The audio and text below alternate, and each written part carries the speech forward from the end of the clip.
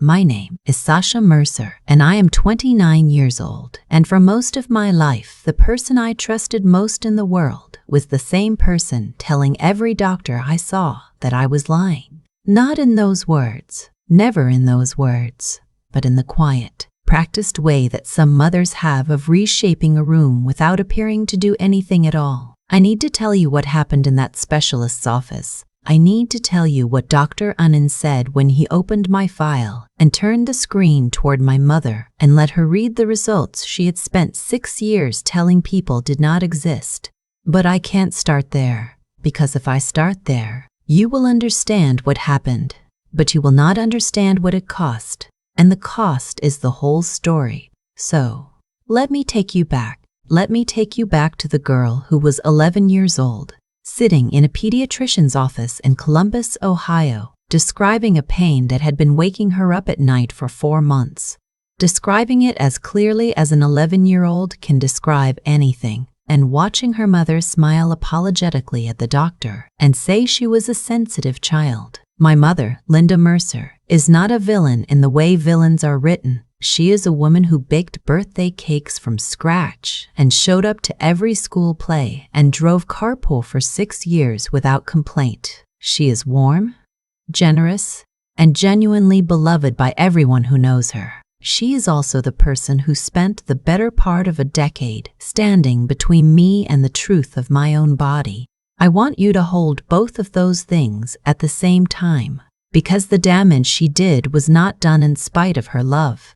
It was done through it. That is the part that takes the longest to understand. I was a healthy child until I was not.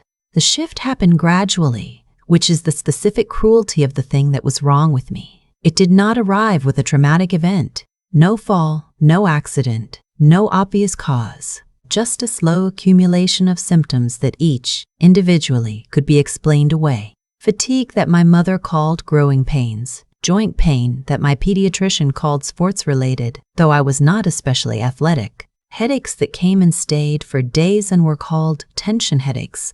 Stress headaches, the headaches of a child who was perhaps 2 in her own head. A stomach that rebelled against meals in ways I did not have language for, at 11 or 12 or 13. And underneath all of it, a bone-deep exhaustion that I could not describe accurately enough for anyone to take seriously, because it was not the exhaustion of a child who had stayed up too late. It was the exhaustion of a body fighting something it could not name. But nobody told me that. What I was told in various forms by various people was that I was sensitive, that I catastrophized, that some kids just felt things more intensely than others, that I needed to learn to push through. My mother did not invent these explanations, but she carried them. She carried them into every appointment ahead of me, and she set them down on the table before I could say a word. I noticed this. I want to be specific about when I started noticing it, because the noticing matters. I was 13. A new pediatrician, Dr. Holloway, who had just joined the practice and had not yet heard my mother's version of me. He asked me questions. Not my mother, me. He said, "Tell me in your own words what's been going on." And I started to answer, and I watched my mother's body language change before I finished my second sentence. She shifted forward slightly. She smiled. She said, "She tends to be a bit dramatic about physical symptoms, and I think a lot of this is anxiety related." Dr. Holloway looked at her for a moment. Then he looked back at me. He said, "I'd like to hear the rest of what Sasha was saying." My mother smiled again, the smile she uses when she is accommodating something she does not agree with. I finished describing my symptoms. He ordered some blood work. The results came back and showed some markers that he said warranted a follow-up with a specialist. My mother drove home from that appointment in a silence that I had learned over 13 years to read accurately. She was not angry. She was something quieter than angry, and in some ways harder to navigate. She was certain that the doctor was overreacting, certain that I had described my symptoms in a way that made them sound more significant than they were, certain, in the way she was always certain about the things that were most important to her, that she knew my body better than I did. The specialist appointment was rescheduled, once for a conflict, once for another reason I don't fully remember. A third time because my mother said I seemed better that week, and maybe we should see if the symptoms resolved on their own. By the time I was 14, Dr. Holloway had moved to a different practice. The markers from the blood work had been noted and set aside, and I had learned something that would take me years to unlearn. I had learned that describing my symptoms accurately made things worse. Not medically, socially. In the architecture of my relationship with my mother, saying that I was in pain was a destabilizing act, so I stopped saying it. Or I said it less. Or I said it in the diminished way I had learned to say everything that required her to respond in a way she found uncomfortable. It's probably nothing. And the symptoms continued. Wait, I need to stop here for a second because I know some of you watching this are already somewhere specific right now. Some of you grew up in a body that was telling you something was wrong, and the person who was supposed to listen was busy telling the room you were fine. If that is you, stay with me, because this story gets harder before it gets clearer, and the clearer part is worth staying for. Drop something in the comments if you know this feeling. And if you haven't subscribed yet, this is the moment. Because where this story goes next is where it becomes about something larger than one family, one mother, one girl in a doctor's office trying to be believed. Back to the story. High school was a negotiation. Every day was a quiet negotiation between what my body was doing and what I was allowed to say about it. Some days were fine. Some days I sat through classes with a pain in my joints that I had learned to describe as nothing when teachers asked if I was okay. I developed a particular skill that I am not proud of. The skill of looking normal, of arranging my face and my posture and my energy in whatever configuration allowed me to pass as a person whose body was not having a conversation with her at full volume all day long. I was good at it. My mother was proud of how well I managed. She told people I was resilient. She told people I had learned to push through. What she was describing as resilience was the coping mechanism of a child who had learned that telling the truth about her body created problems she did not have the energy to manage on top of the body problems themselves. But I am not sure she knew that.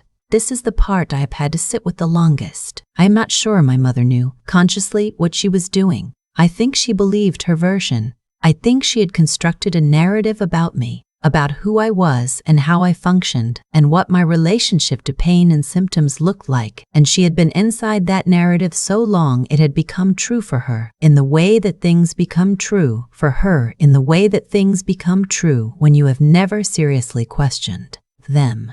She was not lying. She genuinely believed I was a child who catastrophized, and the genuineness of that belief made it, in some ways, harder to fight than a deliberate lie would have been. Because you can argue with a lie. You cannot argue with someone's sincere conviction, especially not when you are 14 and the someone is your mother and the conviction is about you. I went to college at 18 and something shifted, not dramatically. The way things shift when the person whose narrative has been defining you is no longer in the room.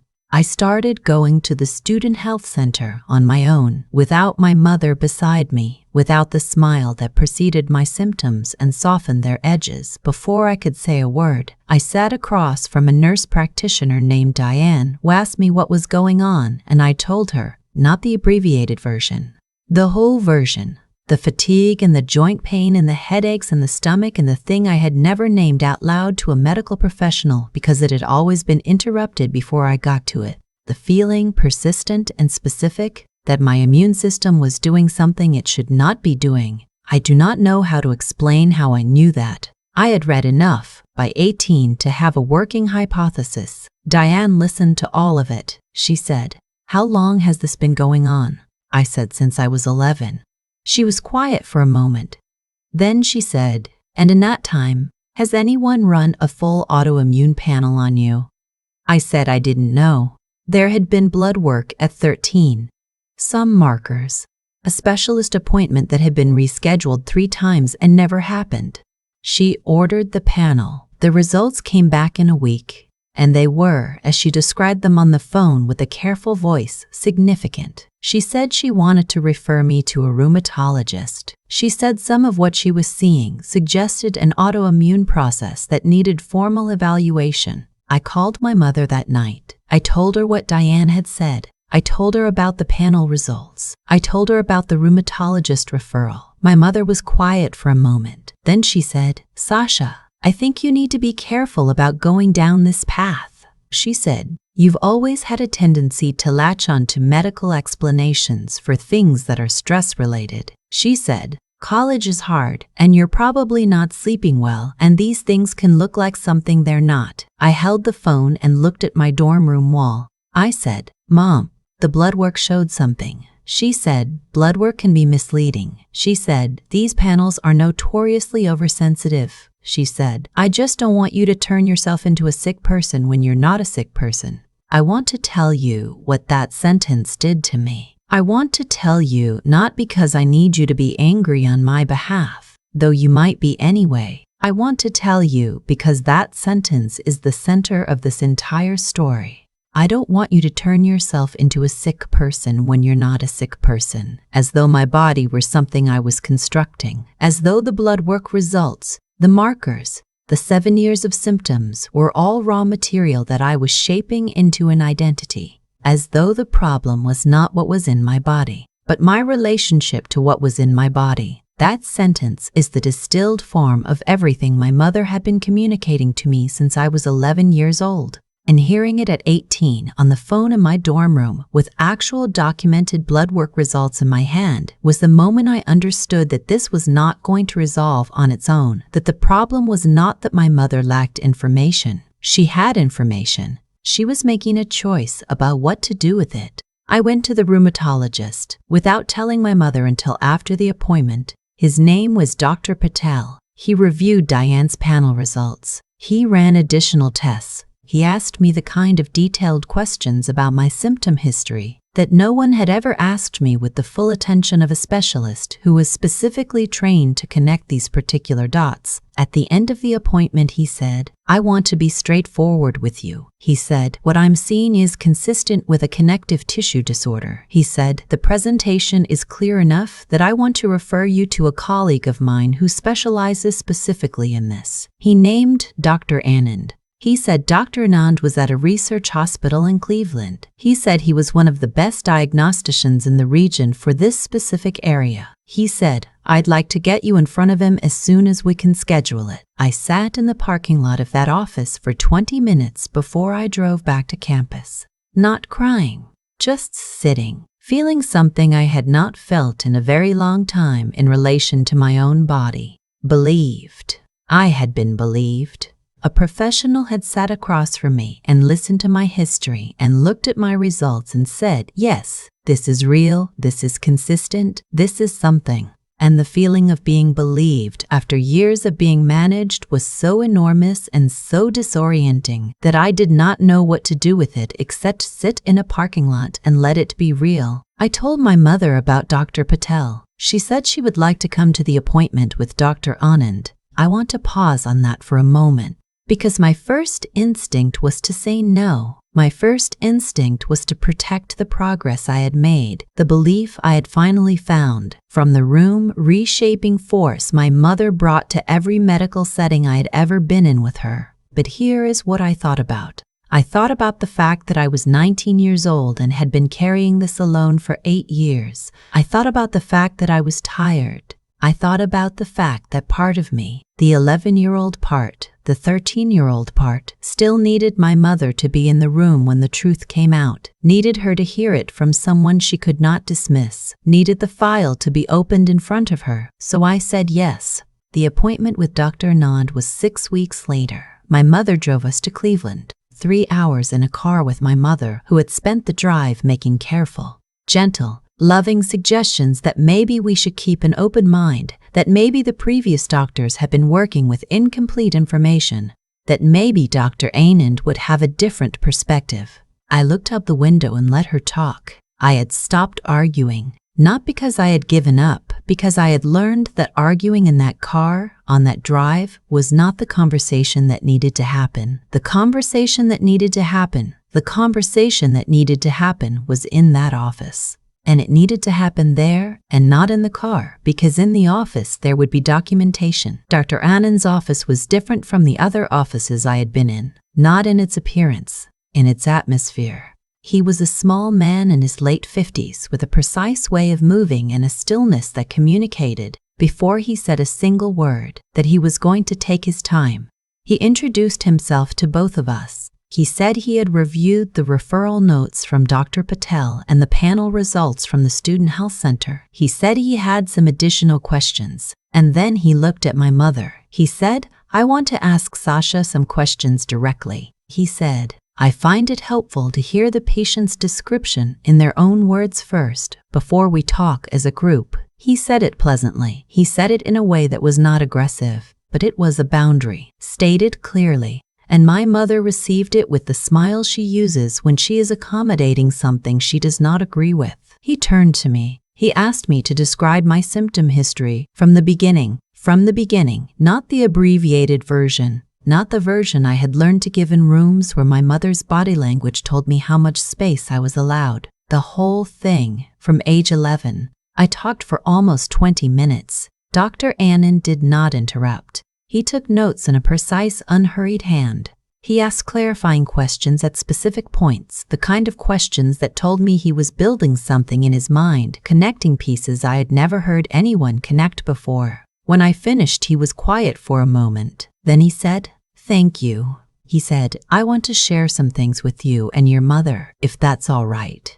I said yes. He turned to his computer. He pulled up a file. He turned the screen so that both my mother and I could see it. He said, "I want to walk you through what the diagnostic picture looks like when we put all of this together." He said, "And I want to start by saying that what Sasha has been experiencing is real. It is documented and it has a name." My mother shifted in her chair. Dr. Annan did not look at her. He stayed with the screen. He said the combination of panel results from the Student Health Center, Dr. Patel's findings, and the symptom history Sasha just described is consistent with hypermobile Ehlers-Danlos syndrome, with secondary dysautonomia and mast cell involvement. He said those words, and the room went very quiet. He said, "This is a connective tissue disorder." He said it affects the body's production of collagen, which is the structural protein that holds essentially everything together.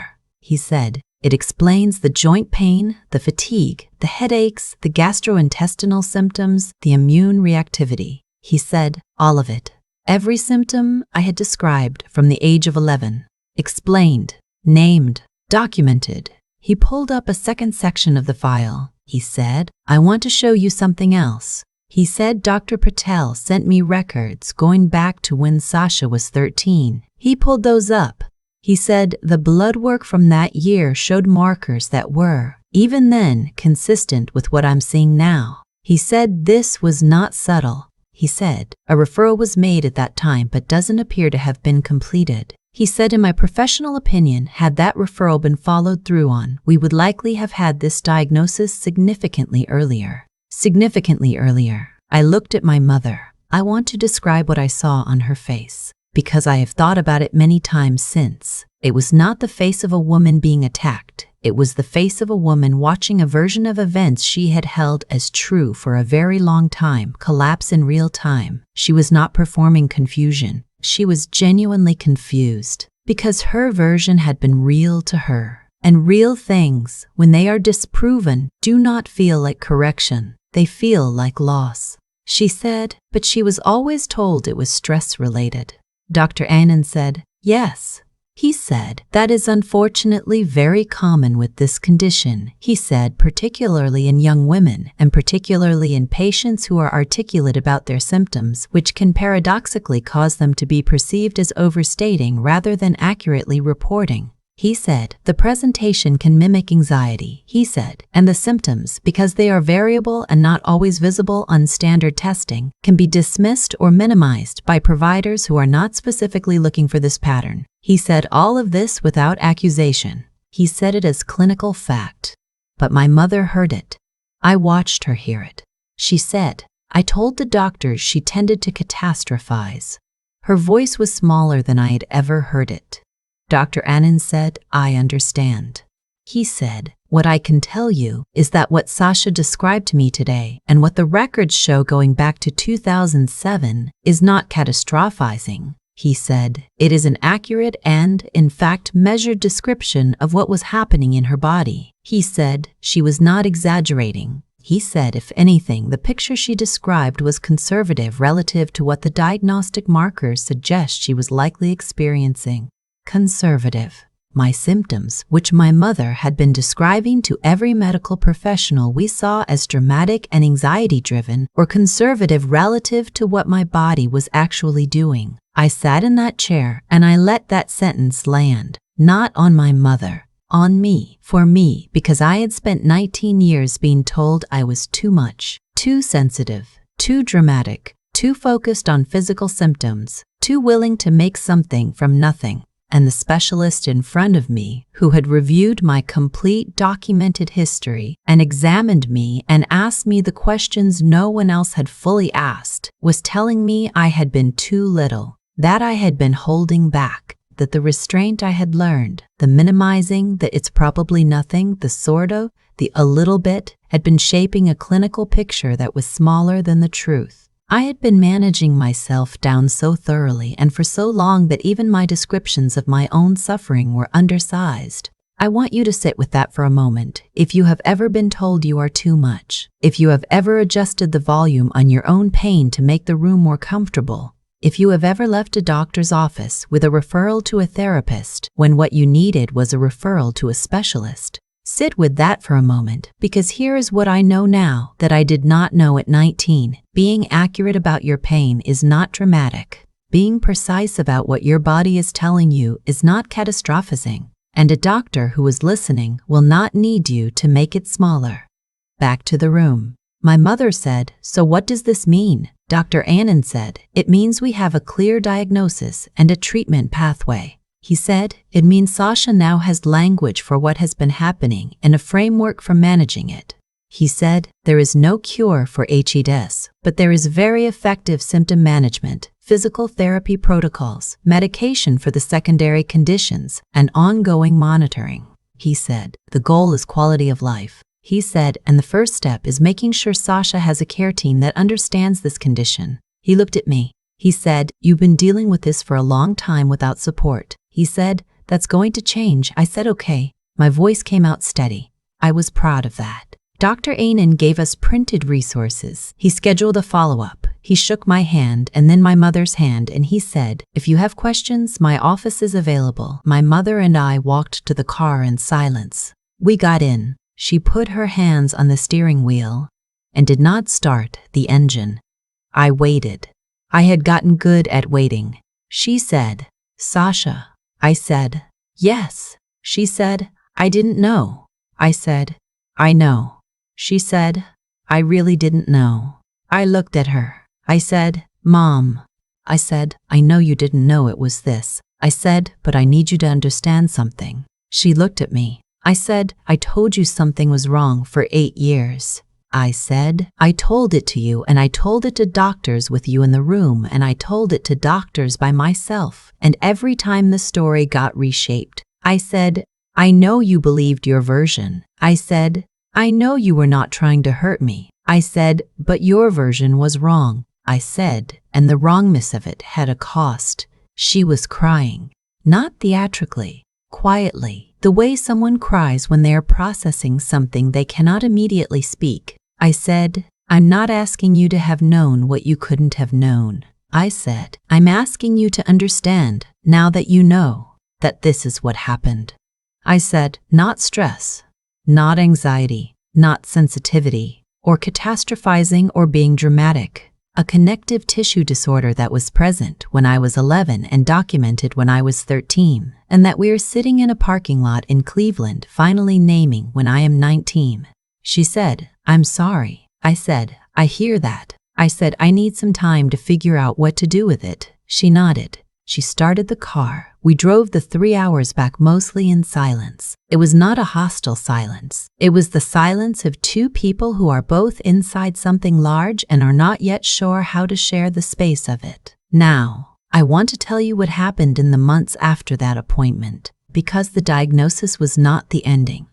The diagnosis was the beginning of a different and longer conversation. With my body, with my medical team, with my mother, and with myself. The treatment pathway Dr. Anand laid out was specific and real. Physical therapy with a PTU specialized in hypermobility. A low-dose medication for the dysautonomia that had been making me dizzy every time I stood up for as long as I could remember. Dietary adjustments for the mast cell component that had been driving the stomach problems I had spent years describing as nothing. A monitoring schedule. A care team that communicated with each other. The improvements were not instant. I want to be honest about that because I think there is a version of the story where the diagnosis arrives and everything clicks into place, and the person in the story immediately becomes well. That is not what happened. What happened was slow, incremental. The fatigue did not lift overnight. The joint pain did not disappear. What changed was something more foundational than symptoms. What changed was that I had a framework. I had language. I had a reason for what my body was doing that lived outside my character, outside my psychology, outside the story my mother had been telling about me. There was a Tuesday morning, maybe 2 months after the diagnosis, when I woke up and my joints were doing the thing they do. And instead of thinking, here we go again, instead of the familiar undertow of is this real? Am I making this into more than it is? I thought, this is my condition. This is the thing I have. This is what it feels like today. And I wrote it down, not for anyone else, for me. A small notebook bought at a pharmacy where I started keeping a symptom log. Not because any doctor asked me to. Because after 19 years of having my experience narrated by someone else, I needed to be the one writing it down. I needed my own record, my own documentation, my own version of the file. That notebook became something I did not expect. It became evidence to myself, evidence that my experience was consistent and real and worth tracking, evidence that the patterns I had been noticing in my body since I was 11 were actual patterns and not the invention of a sensitive, catastrophizing girl. I have 8 of those notebooks now. I keep them on a shelf in my bedroom. I do not look at them often, but I know they are there. And knowing they are there means something that I find difficult to fully articulate, but that lives somewhere specific in my chest. It means I am the keeper of my own record now, not the person who apologizes for having one managed. There is a difference between pain that runs your life and pain that you know the name of and can work with. And that difference, when you have been living on the wrong side of it for 8 years, is enormous. I started sleeping better. I started having days that were not negotiations. I started slowly rebuilding a relationship with my own body that was not defined by the decades-old instinct to minimize what it was telling me. That last part took the longest, the instinct to shrink the description, to say a little when you mean a lot, to preface every symptom report with an apology for bringing it up. I am still working on that. It is probably the thing I will be working on the longest, but I am working on it, which is different from not knowing it needed work at all. The relationship with my mother. This is the complicated part, and I want to be honest about the complication rather than resolving it into something cleaner than it is. My mother is not a person who processes accountability easily, not because she is a bad person, because she had a very specific idea of herself as a mother. As a protector, as the person who knew her daughter best, and the file Dr. Anand opened in that room in Cleveland had shown her without ambiguity that she had been wrong about the thing she was most certain about. That is a specific kind of damage to a person's self-image, and it does not heal quickly and it does not heal cleanly. In the months after the diagnosis, she oscillated. There were conversations where she said the right things, where she asked about my treatment, asked how I was feeling, asked real questions in the new register of someone trying to listen rather than explain. And there were conversations where she slipped, where she said things like, well, we didn't know, and it could have happened to anyone, and doctors miss things all the time.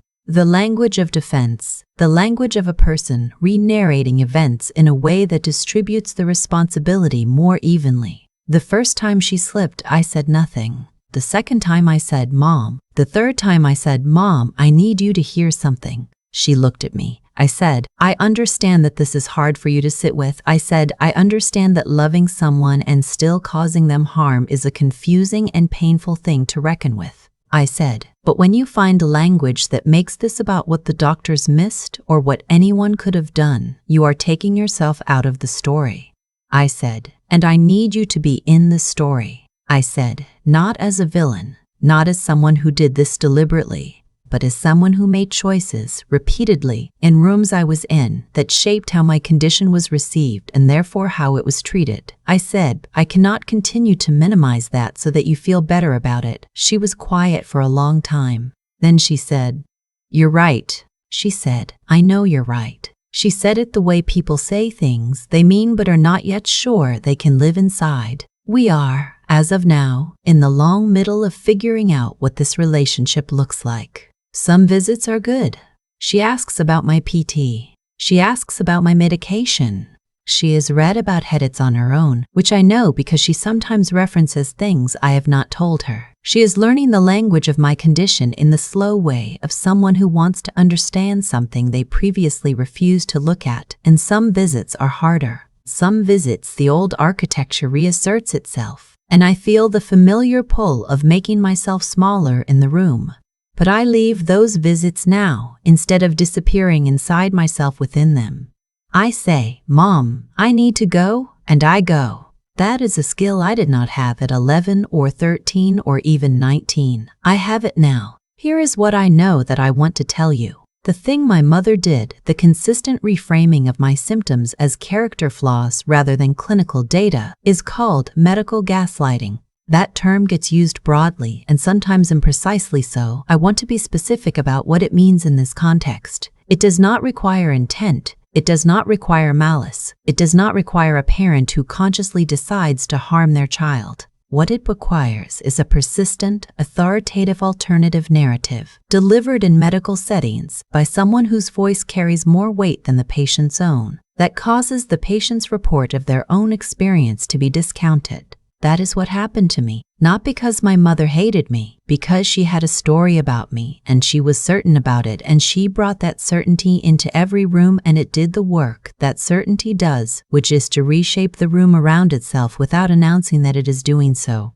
And the cost of that, across all years, was real, not in the abstract, in delayed diagnosis, in a condition that progressed without management, in a body I learned not to trust because the people I trusted most had taught me my body's reports were unreliable. That last part, I want to stay on that for a moment because I think it is the part that is hardest to fully account for. The physical symptoms are real and measurable and documented. The delayed treatment is real and has physical consequences. But the relationship I had with my own body as a result of being systematically told my body's communications were exaggerated, that damage is subtler and harder to quantify and in some ways harder to repair, because your body is always talking. It is always sending signals, information, data about what it needs and what it is doing and what it is encountering. And if you grow up in an environment where trusting those signals makes you the problem, you learn to distrust them. You learn to interrogate every sensation before you report it. You learn to apply a discount factor to your own experience before it leaves your mouth. And that habit, that automatic self-minimizing, does not disappear when the diagnosis arrives. It lives in your nervous system. It lives in the pause before you answer when a doctor asks how you're doing. It lives in the apology you still sometimes find yourself adding before you describe a symptom that does not require an apology. I am 29 years old. I have been formally diagnosed and actively treated for 5 years. I have a care team that listens. I have a partner who believes me. I have learned slowly and with effort to describe my pain in its actual size rather than the size I was trained to present. And I still sometimes catch myself making it smaller before it leaves my mouth. That is not a failure. That is the lasting shape of what was done, existing alongside a present that is genuinely different. Both things are true. The present is better, and the past left marks, and both of those things are real at the same time. If you are watching this and you are in the middle of fighting to be believed, If you are in the room right now, metaphorically or literally, with someone who is telling a doctor that your symptoms are anxiety-related, stress-related, sensitivity-related, if you are the person who has been adjusting the volume on your own pain for so long, you can no longer hear what the original volume was, I want to tell you something directly. Your body is not lying. Your body has never been lying. The experience you're having is real, and it deserves a full hearing, not the abbreviated version you have learned to give in rooms where the full version makes people uncomfortable. You are allowed to go to appointments alone. You are allowed to describe your symptoms in your own words before anyone else gets to characterize them. You are allowed to find a Dr. Anand, a Dr. Patel, a Diane, someone who turns the screen toward you and says, "This is real. This is documented. This has a name." You are allowed to want that. You are allowed to keep looking until you find it. The file had my name on the tab. The results were mine. The symptoms were mine. They were always mine. It just took a specialist in a room in Cleveland to say it in a way that the room could not be reshaped around. And the silence that followed was not the silence of someone being corrected. It was the silence of someone finally hearing what they should have heard when their daughter was 11 years old, sitting in a pediatrician's office in Columbus, Ohio, describing her pain as clearly as an 11-year-old can, waiting to be believed. She waited a long time. I will not pretend that is fine. It was not fine, but she got there. I got there. And the getting there, even when it is late, even when it carries the weight of everything it cost on the way, is real. And real is more than I had for a very long time. My name is Sasha Mercer. I am 29 years old. I have Ehlers-Danlos syndrome and 2 secondary conditions that have names and treatment plans and a care team that knows my file. I am the quiet girl who learned to make herself smaller, and I am also the woman who finally stopped. Both of those people live in this body. And this body, with all of its complexity and all of its documentation and all of its history, is the most honest thing about me. Thank you for staying until the very end. If this story reached something real in you, please like and subscribe and tell me in the comments. Tell me if you have been in that room. Tell me if you are in it now. Tell me what you need to hear today because I read every single one. I'll see you next time.